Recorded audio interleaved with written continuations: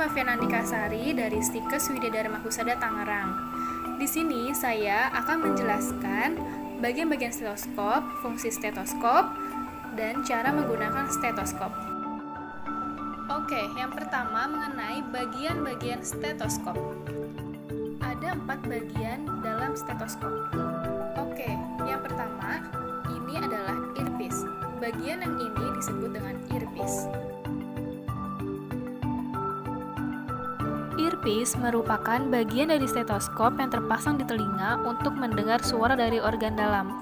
Umumnya, earpiece terbuat dari bahan karet yang lembut. Selain agar lebih nyaman dan tidak terasa sakit saat dipakai telinga, bahan karet juga dapat membantu meredam suara dari luar. Yang kedua, ini disebut dengan tubing. Tubing adalah bagian dari stetoskop yang berbentuk lubang tipis dan panjang menyerupai selang, yang berfungsi untuk menyalurkan suara dari diafragma atau bell menuju earpiece. Yang ketiga, lingkaran kecil ini disebut dengan bell. Bell adalah bagian dari stetoskop yang berbentuk melingkar dan menempel di belakang diafragma. Ukurannya lebih kecil dibandingkan diafragma. Bell berfungsi untuk mendengarkan bunyi atau suara berfrekuensi rendah, seperti bunyi jantung. Yang keempat, lingkaran besar ini disebut dengan diafragma.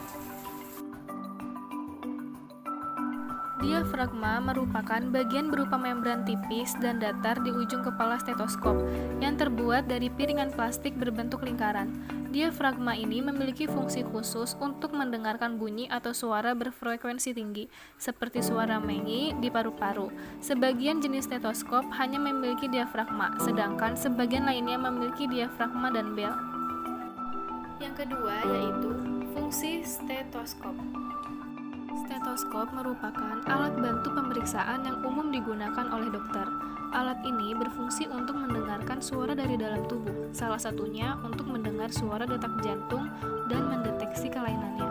Selain mendengar suara detak jantung, stetoskop juga bisa digunakan untuk mendengarkan suara-suara lain dari dalam tubuh, misalnya bunyi pernapasan atau bunyi usus bising usus.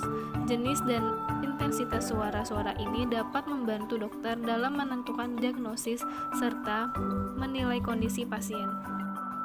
Yang ketiga yaitu cara menggunakan stetoskop.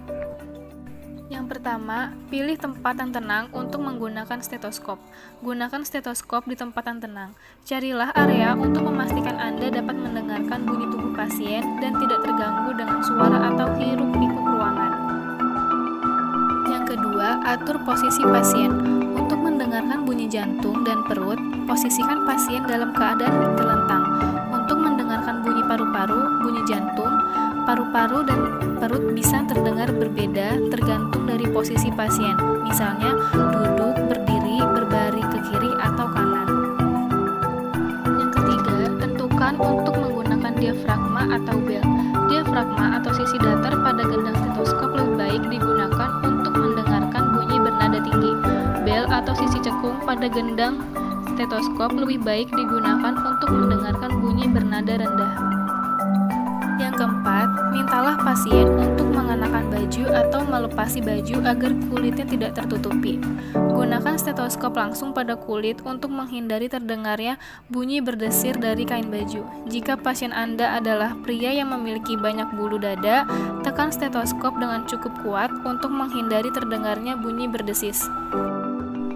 Nah, itu dia tadi penjelasan mengenai bagian-bagian stetoskop, fungsi stetoskop, dan cara menggunakan stetoskop. Bagaimana? Apakah kalian semua sudah paham mengenai cara menggunakan stetoskop?